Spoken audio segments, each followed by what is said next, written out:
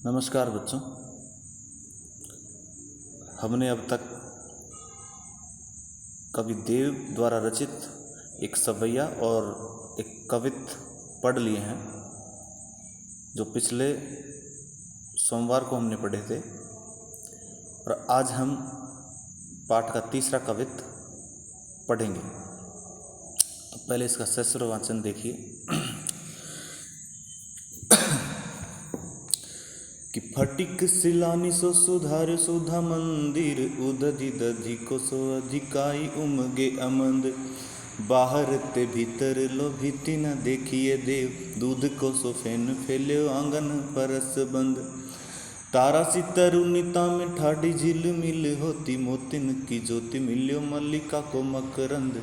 आरस से अंबर में आभासी उजारी लगे, प्यारी राधिका को प्रतिबिंब सो लगत चंद।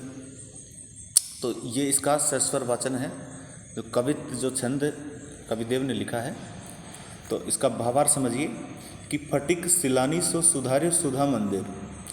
फटिक कहते हैं, स्फटिक एक तरह का पत्थर होता है, मतलब पारदर्शी पत्थर होता है।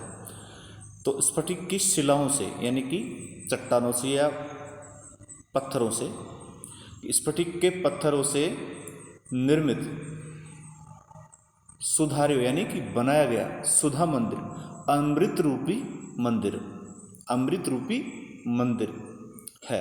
क्या है?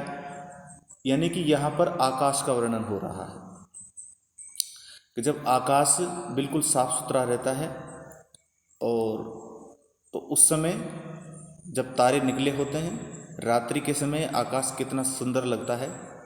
तो वो देखिए, जब चांदनी निकल रही है, पूर्णिमा की रात्रि ये है, तो उस समय आकाश कैसा दिखाई देता है। तो उसके सौंदर्य का यहाँ पर कविदेव ने इस कविता के माध्यम से वर्णन किया है कि स्फटिक की शिलाओं से बनाया गया अमृत रूपी मंदिर के समान ये आकाश दिखाई दे रहा है। उदधि दधि को सो अधिकाई उमगे अमंद। उदधि कहते हैं समुद्र को, दधि यानी दही का, सो अधिकाई जैसे उमगे यानी उमड़ रहा है, अधिकता से, अधिकाई यानी अधिकता से, उमगे यानी उमड़ रहा है, अमंद यानी तीव्रता से।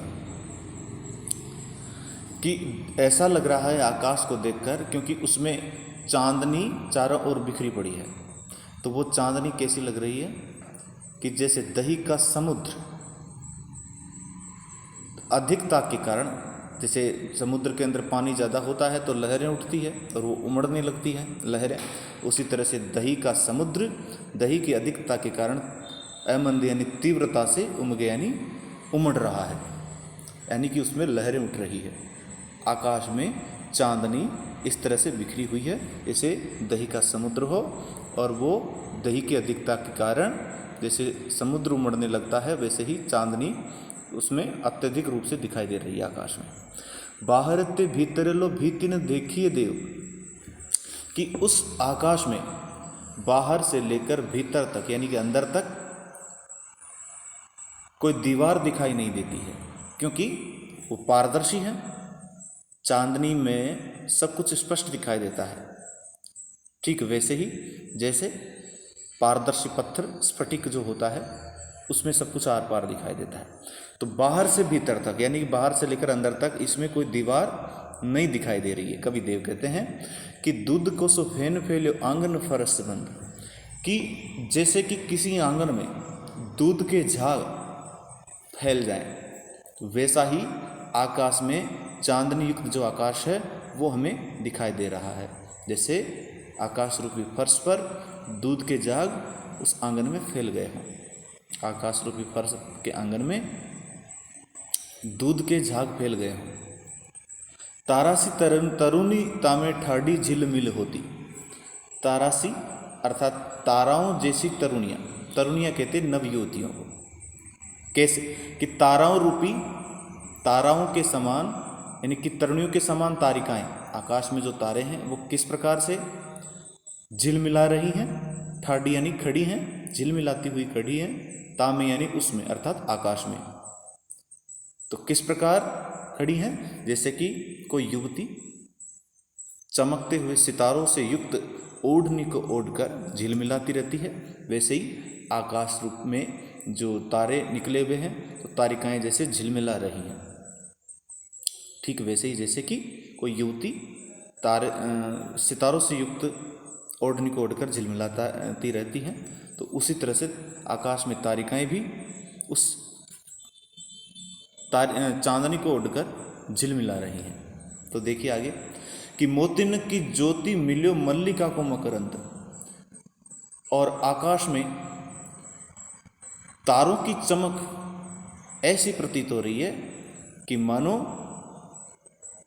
मोतियों की ज्योति में अर्थात उसके प्रकाश में मल्लिका का मकरंद अर्थात मल्लिका का मकरंद यानी उसका श्वेत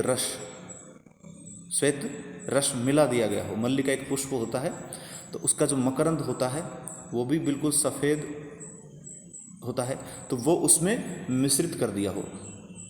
जैसे मोतियों में मल्लिका के मकरंद को मिला दिया जाए तो उसकी चमक और बढ़ जाती है, उसी प्रकार से आकाश में युक्त उपस्थित तारे मल्लिका के मकरंद से मिश्रित मोतियों की तरह दिखाई दे रहे हैं। आरसी से अंबर में आभासी उजारी लगे। आकाश को यहाँ पर आरसी यानी कि शीशा कहा गया है कि शीशे जैसे आकाश में आभासी उजारी लगे।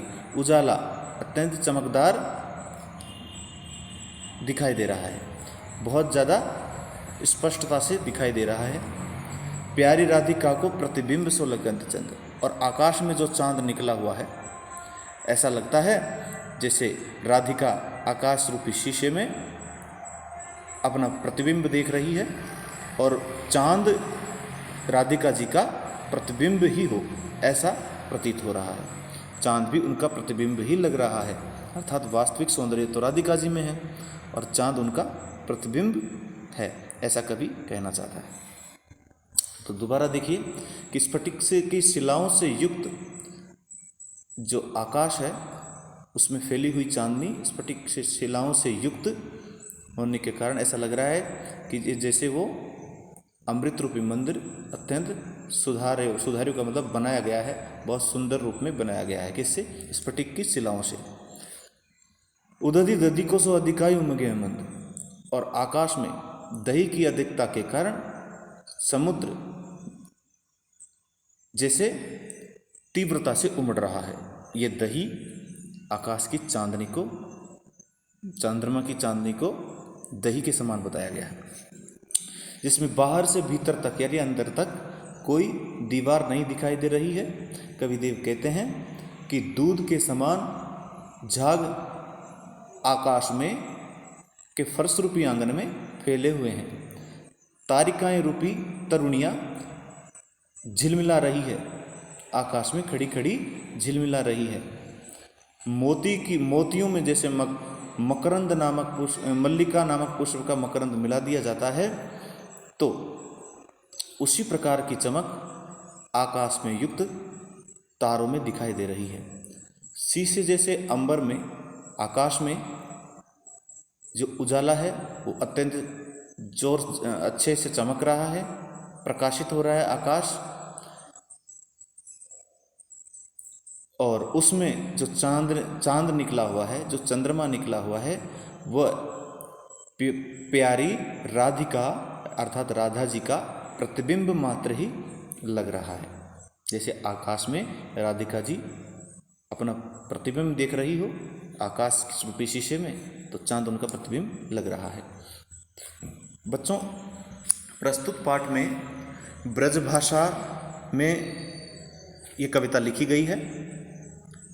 इस कविता की भाषा ब्रज है। वैसे पूरे पाठ में ही ब्रज भाषा का प्रयोग हुआ है, तीनों पदों में, एक सवैया और दोनों कवित, दोनों में ही तीनों में ब्रज भाषा का प्रयोग हुआ है। इसमें संयोग श्रृंगार रस है। कवित्त नामक छंद यहाँ पर आपको स्पष्ट दिखाई दे ही रहा है।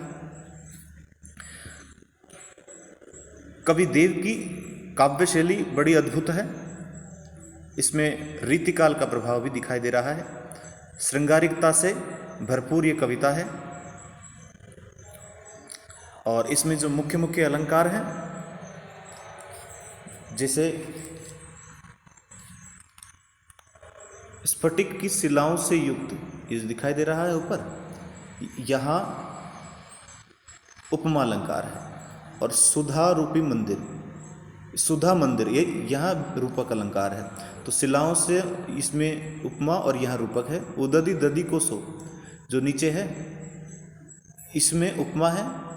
अधिकाई उमगे अमन, बाहर ते भीतर लो भीति ने देखी ये देव, दूध को सो फेन फैल्यो, यहाँ भी उपमा अलंकार है। आंगन फरसबन, तारासी तरुणी तामे ठाडी झील मिल होती, यहाँ भी बच्चों उपमा अलंकार ही है। तारासी तरुणी थामे ठाडी झील मिली होती, यार मानवीकरण अलंकार भी है, क्योंकि तारिकाओं को एक तरुणी के रूप में प्रस्तुत किया गया है। तो मानवीकरण भी है और उपमा भी है। मोतिन की ज्योति मिलियो मल्लिका को मकरंद, और आरसी से अंबर में आभासी उजारी लगे। यहाँ देखिए आरसी से अंबर में, यहाँ उपमा अलंकार है। आभासी उजारी लगे, यहाँ भी उपमा अलंकार है। प्यारी राधिका को प्रतिबिंब सो लगत चंद, तो यहाँ राधिका के मुख को चंद्रमा से भी बढ़कर दिखाया गया है, अर्थात उपमेय को उपमान से बढ़कर दिखाया गया है, इसलिए यहाँ व्यतिरेक अलंकार है। व्यतिरेक यह अलंकार है बच्चों, व्यतिरेक अलंकार इसमें है। तो अब आप इसको समझें और पुनः इसका अर्थ अपनी कॉपी में लिखें। ये इसकी कुछ विशेषताएं हैं काव्य की। धन्यवाद।